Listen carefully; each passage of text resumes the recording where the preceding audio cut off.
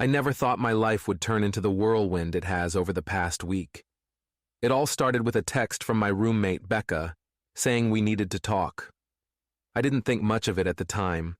After all, we've lived together for over 2 years now, sharing a small 2-bedroom apartment in the city. Our arrangement has been pretty straightforward. We split the rent, keep to our own spaces, and occasionally hang out. We're not best friends, but we get along well enough. It's been a stable living situation, and considering my terrible salary and the insane cost of living in this city, I thought things were fine. That is, until last week. Becca dropped a bombshell that I wasn't prepared for.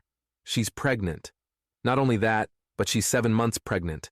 I didn't even know that was possible, not realizing you're that far along. But here we are. Becca's life, and by extension mine, has been completely upended. At first I was shocked, but I tried to be supportive. I mean, that's a lot to process. Finding out you're going to have a baby in just 2 months is wild. I asked her how she was feeling, if she had plans for the baby, how she was managing all the stress. I assumed, of course, that she'd be moving out soon. After all, a baby is a huge lifestyle change, and she'd probably need more space for a nursery and everything that comes with being a new mom. But then, during the conversation, Becca dropped a second bombshell on me. She wasn't planning to move out. Instead, she wanted me to move out. Let me break that down for you. She wanted me to pack up all my stuff, uproot my life, and leave the apartment that I've been living in for over 2 years to make room for her baby and her baby daddy, who she now wants to move in with her. And she wanted this to happen immediately. To say I was blindsided would be an understatement. I couldn't even process what she was asking at first. It didn't make sense. Why should I move out? I pay rent here. My name is on the lease, and I've built my life around this apartment. Sure, it's nothing fancy, but it's affordable, and in a city where rent prices are skyrocketing, this place is a gem. Besides, it's not like I have a ton of options. My salary is barely enough to get by, and finding an affordable place in this city is like finding a needle in a haystack.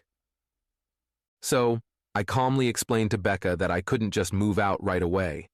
I told her I wasn't in a financial position to find another apartment, and even if I could, the market is brutal right now. There's no way I could afford a place that isn't either insanely overpriced or in a part of town where I wouldn't feel safe. I tried to be rational about it, letting her know that while I understand she needs to prepare for the baby, I couldn't just pack up my life and leave.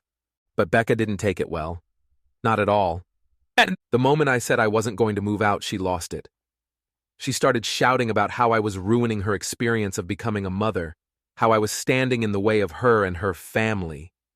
She said I was being selfish, that I was making everything harder for her when all she wanted was to prepare for her baby and have her baby daddy move in so they could be a family before the baby was born. I tried to stay calm, but it was hard not to get defensive. I mean, how am I the bad guy here? I pay rent, just like she does. We're both on the lease until the end of the year, and there's no clause that says I have to move out just because she suddenly needs more space. I didn't sign up for this. I didn't ask to live with a baby. I thought we had a mutual understanding about the apartment, and now she was acting like I was the one disrupting her life. I told her that if she wanted to live with her baby daddy and start this new chapter of her life, she should move out. I even offered to find a new roommate to take her place so she wouldn't be on the hook for the rest of the rent. I thought that was a fair compromise. She could find a bigger place with more space for the baby, and I could stay in the apartment that I've called home for the past 2 years. But that suggestion didn't go over well either. Becca's reaction was immediate. She burst into tears, crying so loudly that I thought the neighbors might come knocking to see what was going on. She accused me of wanting to ruin her life and said I was being heartless by not letting her live with her baby daddy in our apartment. Her tears quickly turned into sobs, and I just stood there, feeling helpless and honestly, a little bit guilty. Then her baby daddy showed up. I hadn't met him before that day, but when he walked in and saw Becca crying, he immediately jumped to her defense. He didn't ask for any details or try to hear my side of the story. He just assumed I was the villain in this situation. He told me that I needed to get out of their way already and let them start their family in peace. It felt like I was being ganged up on, and I had no idea what to say.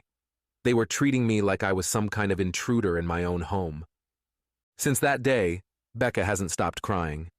She spends most of her time locked in her room, and when she does come out, she barely speaks to me. I can hear her on the phone with her friends, telling them how I'm ruining everything for her and how I'm being unfair. The baby daddy has been coming over more often too, and every time he's here, I feel the tension in the air. I've tried to keep to myself, but it's hard when I'm being made to feel like the bad guy in a situation I didn't create. I don't want to be unsympathetic to Becca's situation. I really don't. I get that this is a stressful time for her, and finding out she's 7 months pregnant must have been a huge shock. But that doesn't mean I should have to upend my life to accommodate her. It's not like I don't have my own struggles to deal with. So now I'm stuck. Becca is furious with me. Her baby daddy thinks I'm the devil, and I'm just trying to figure out how to navigate this whole mess without losing my apartment, or my sanity. The tension in the apartment was unbearable. Every time I came home, I could feel it lingering in the air like an unwelcome guest. Becca's crying had become a daily occurrence, and the baby daddy, Brian, as I later found out, was practically living here now, even though he hadn't officially moved in. They kept to themselves most of the time, but whenever I crossed paths with them, they gave me looks that could kill. It was clear that I was no longer welcome in my own home, and the worst part was that I hadn't done anything wrong. I mean, what was I supposed to do? Roll over and let them push me out of the apartment I pay rent for? The one I've lived in for years? Becca's pregnancy was an unexpected twist, sure, but that didn't make me responsible for finding new living arrangements just because her life had changed overnight. Still, the guilt gnawed at me. Maybe I was being too rigid. Maybe I could find a way to compromise, but every time I tried to think of a solution, I came back to the same conclusion. I couldn't afford to move out. The rental market in the city was a nightmare. I had been lucky to find this place when I did. The rent was manageable, the location was decent, and I had settled into a routine here. But trying to find another apartment at the same price? Impossible. Everything I had seen online was either way out of my price range or in parts of town that I wouldn't even feel safe walking through at night. My salary barely covered my expenses as it was, and moving to a new place would mean taking on more debt, more stress, and more uncertainty. And Becca knew that. We'd had countless conversations over the years about how tight money was for both of us. She knew I was scraping by, and yet here she was, expecting me to pack up and leave without a second thought. It wasn't fair. Still, I couldn't help but feel like the villain in her story. Every time I heard her crying, it chipped away at my resolve. I was trying to stay strong, trying to hold on to the logic of the situation, but the emotional weight was getting to me. I didn't want to be the reason Becca felt like her life was falling apart. I didn't want to be the person standing in the way of her and her baby daddy starting a family. But I also didn't want to be homeless. One night, after another long day at work, I came home to find Becca and Brian sitting in the living room. Becca was wiping away tears, and Brian looked at me with this cold, accusing glare. It was clear they had been talking about me, again. "Can we talk?" Becca asked, her voice shaky. I nodded, already bracing myself for another uncomfortable conversation. "Look," she began, "I know you don't want to move out, but I really need you to understand how hard this is for me. I didn't expect any of this. I didn't expect to be pregnant or to have to figure out all of this so fast. But I can't raise a baby here with you still living here. There's no space for us." I sighed, trying to keep my frustration in check. "I get that, Becca. I really do. But you're asking me to move out on such short notice, and I just can't afford to. I've looked at other places and I've talked to landlords, but there's nothing in my price range. You know how expensive this city is." Brian, who had been silent up until now, finally spoke up. "There's plenty of places out there. You're just not looking hard enough." I shot him a look. "Trust me, I've looked. And even if I found a place, I can't afford to break my lease. I'd be on the hook for paying rent here until the end of the year. Becca bit her lip, and I could see the wheels turning in her head. What if we helped you out with that? What if we covered the rest of your rent so you could move out sooner? That caught me off guard. It was the first time they had offered any kind of financial solution, but even then, it didn't feel right. Sure, they could pay the rest of my rent, but what about the cost of a new place? The deposits? The moving expenses? I'd still be in a worse financial situation than I am now? I appreciate the offer, I said, choosing my words carefully. But it's not just about the rent. It's about finding a place I can afford long-term. I don't want to move into a place just to be evicted in a few months because I can't keep up with the rent. It's not that simple. Becca's face crumpled, and I could see the tears forming again. I don't know what to do, she whispered. I just want to start my life with Brian and the baby, but everything feels so messed up right now. I didn't know what to say. I felt for her. I really did. But I couldn't sacrifice my own stability for hers. We were both stuck in a difficult situation, and no matter how hard I tried to be empathetic, I couldn't solve this problem for her. I'm sorry, Becca, I said softly, but I can't move out right now. I just can't. Brian stood up, clearly agitated. You're being selfish, he snapped. You're standing in the way of our family. You could figure this out if you really wanted to, but instead, you're choosing to make this harder for Becca, for no reason. That stung. I could feel the anger bubbling up inside me, but I swallowed it down. I'm not trying to make anything harder, I said, my voice tight. I'm just trying to survive. I'm trying to make sure I don't end up on the streets because of someone else's life choices. Becca sobbed harder, and Brian glared at me like I was the worst person in the world. I could feel the weight of their judgment pressing down on me, and for a brief moment, I wondered if I was, in fact, being selfish. Maybe I was too focused on my own problems to see the bigger picture. Maybe I should be doing more to help Becca, given the situation she was in. But then I reminded myself that this wasn't my responsibility. I wasn't the one who got pregnant. I wasn't the one who needed to rearrange my life. I was just trying to keep my head above water, the same way I always had. I don't want to fight with you, I said finally. But I can't give up my home just because things have changed for you. I'm not the bad guy here. Brian didn't respond. He just stared at me with disdain before turning to Becca and pulling her into a hug. Let's go to my place, he muttered. We don't need this right now. They left without another word, and I was left standing alone in the apartment, feeling both justified and guilty at the same time. After Becca and Brian left that night, the apartment felt eerily quiet. I had always enjoyed my alone time, but this silence was different. It wasn't peaceful. It was heavy, filled with the weight of everything that had happened over the past week. The guilt still clung to me, gnawing at the edges of my mind. No matter how much I told myself that I wasn't responsible for Becca's situation, there was a part of me that couldn't shake the feeling that I was somehow the bad guy. I spent the next few days going over the situation in my head, trying to come up with a solution that would satisfy everyone. But no matter how hard I tried, I couldn't find one. The fact was, I couldn't afford to move out. Becca wanted her little family together in the apartment, but I simply couldn't make that happen without ruining my own life in the process. Becca had stayed at Brian's place for a few days after that, and I didn't see her or hear from her during that time.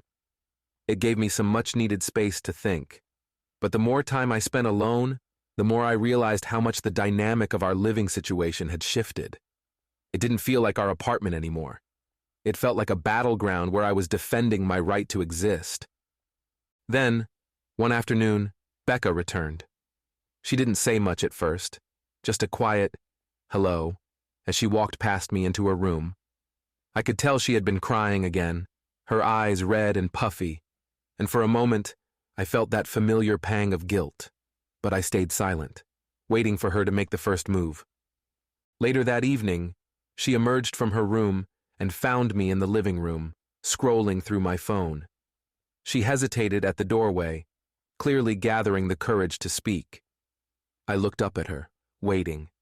"John," she began, her voice soft, "I've been thinking a lot about what you said, about how you can't afford to move out. I get it, I really do. I've just been so stressed, and I guess I was hoping that somehow this would all work out if you could just make space for me and Brian.